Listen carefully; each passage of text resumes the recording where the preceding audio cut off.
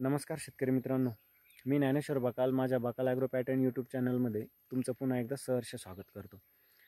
शेतकरी मित्रांनो, कापूस फरदड नियोजनासंदर्भामध्ये यापूर्वी मी 2 व्हिडिओ टाकलेले.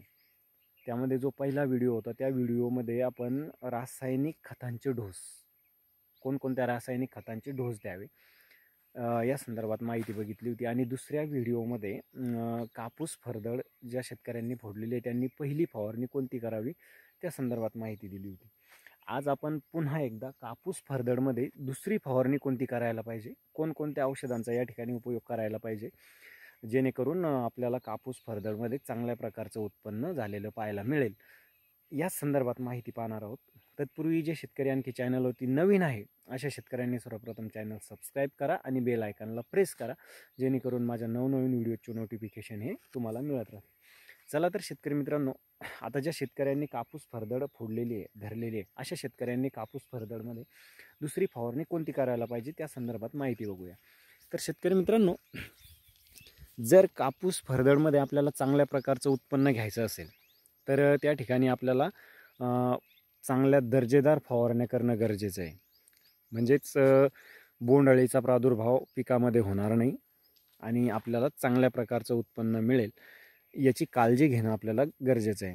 तर शेतकरी मित्रांनो, आता हा जो प्लॉट तुम्ही माझ्या पाठीमागं बघताय, हा माझा प्लॉट आहे आणि मी माझ्या चॅनलवरती जी पण माहिती टाकतो ती संपूर्णपणे प्रॅक्टिकली माहिती टाकत असतो शेतकरी मित्रांनो. म्हणजे मी स्वतः जे माझ्या प्लॉटला केलेलं आहे तेच व्हिडिओच्या माध्यमातून मी शेतकऱ्यांपर्यंत पोहोचवण्याचं काम करतो आहे. तर शेतकरी मित्रांनो, या ठिकाणी जसे आपण पहिल्या फवारणीमध्ये बघितलं होतं, कापूस फरदड फोडत असताना पहिली फवारणी जी करायची होती आपल्याला, त्यामध्ये आपण बघितलं होतं की त्या ठिकाणी आपण एकदम सॉफ्ट कीटकनाशकांचा उपयोग केला होता. म्हणजेच इमामॅक्टिन बेन्झोइट सोबत साप पावडर आपण त्या ठिकाणी फवारलं होतं आणि 126100चा पण आपण त्या ठिकाणी उपयोग केलेला होता. तर आता शेतकरी मित्रांनो, या ठिकाणी आपल्याला आता दुसरी फवारणी करायची, म्हणजेच आता कापूस चांगल्या कंडिशनमध्ये आलेला आहे.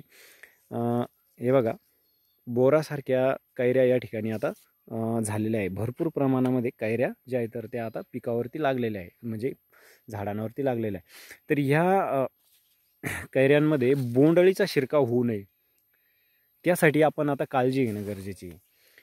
कारण बोंडअळीचा जर अशा कंडिशनमध्ये शिरकाव झाला तर आपलं फार मोठ्या प्रमाणामध्ये नुकसान होण्याचा धोका असतो शेतकरी मित्रांनो. म्हणूनच आपल्याला आता बोंडअळी नियंत्रणात्मक फवारणी या ठिकाणी घ्यायची आहे. तर आता बोंडअळी नियंत्रणात्मक फवारणी घ्यायची म्हणजे आपण कोणत्या औषधांचा वापर करायला पाहिजे. तर बोंडअळीवरती असं कुठल्या प्रकारचं औषध तर उपलब्ध नाही आहे, परंतु या ठिकाणी आपण गॅस पॉयझन जे आहे तर गॅस पॉयझनचा या ठिकाणी उपयोग करून बोंडअळीचं नियंत्रण करू शकतो शेतकरी मित्रांनो. तर गॅस पॉयझनमध्ये साधारणतः मी जे फवारले शेतकरी मित्रांनो ते मी तुम्हाला रिकमेंड करतो आहे. त्यापेक्षा आणखी 1-2 औषधं आहे ती तुम्ही घेऊ शकता. तर या ठिकाणी मी जे फवारणीमध्ये दुसऱ्या फवारणीमध्ये प्रोफेक्स सुपर सोबत मी M45 बुरशीनाशक परत एकदा 126100 मी घेतलेलं आहे आणि त्याची मी फवारणी या ठिकाणी करून घेतलेली शेतकरी मित्रांनो. तर तुम्हाला या ठिकाणी दुसरी फवारणी करायची असेल, ज्या शेतकऱ्यांना दुसरी फवारणी करायची असेल तर अशा शेतकऱ्यांनी पण या ठिकाणी प्रोफेक्स सुपर घेऊ शकता तुम्ही, किंवा नुआन घेऊ शकता, आणि किंवा मग कराटे पण या ठिकाणी तुम्ही घेऊ शकता बोंडअळीच्या नियंत्रणासाठी. आणि यापेक्षा जर तुम्हाला आणखी महागडी फवारणी घ्यायची असेल शेतकरी मित्रांनो तर त्या ठिकाणी तुम्ही स्पिनोटोरम घेऊ शकता. बोंडअळीसाठी एकदम नियंत्रणासाठी चांगलं औषध आहे, परंतु ही फवारणी तुम्हाला खूप महाग जाणार आहे. तर जसं मी सांगितलं की मी प्रोफेक्स सुपर घेतलं, तुम्ही शक्यतो प्रोफेक्स सुपर किंवा नुआन या दोन्हीपैकी एकच घ्या शेतकरी मित्रांनो, आणि M45 किंवा मग कॅब्रिओ टॉप घ्या. मी M45 घेतलेला आहे, जेणेकरून बुरशीजन्य आजारांचा प्रादुर्भाव होणार नाही. तर प्रोफेक्स सुपर या ठिकाणी आपल्याला 30 ml प्रति 20 लिटर पंपसाठी घ्यायचं आहे. म्हणजेच 200 लिटर पाणी जर 1 एकरसाठी घेत असाल शेतकरी मित्रांनो तुम्ही, तर साधारणतः 300 ते 350 ml प्रोफेक्स सुपर त्या ठिकाणी तुम्ही घ्यायचं आहे. सोबत M45 हे 40 ग्राम प्रति 20 लिटरच्या पंपसाठी, म्हणजेच 500 ग्राम या ठिकाणी तुम्ही प्रति एकरला त्याचा उपयोग करायचा आहे. तसेच आता 126100 किंवा मग 1919 दोन्हीपैकी एक घेऊ शकता, चांगलं दर्जेदार वॉटर सोल्युबल खत. त्यामुळे काय होणार आहे की जी लिपलेट आहे तुमची, जी पानं आहे ती एकदम मऊ मऊ राहणार आहे आणि फुटव्यांची संख्या चांगली राहणार आहे. म्हणजे 9 ती तुमची जी आहे तर ती कायम राहणार आहे.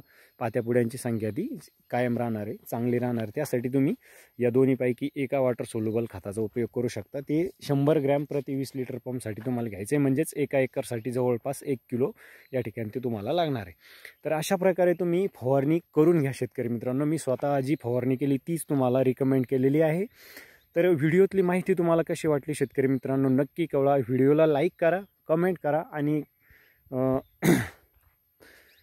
जर काही समस्या असेल तर कमेंटमध्ये विचारा शेतकरी मित्रांनो. त्याचं निराकरण मी तुम्हाला नक्कीच करून देईल. आणि नेक्स्ट व्हिडिओपर्यंत म्हणजेच नेक्स्ट फवारणी आपण कोणती करायला पाहिजे यानंतरची, तोपर्यंत बघत राहा बकाल ॲग्रो पॅटर्न यूट्यूब चॅनल. नमस्कार.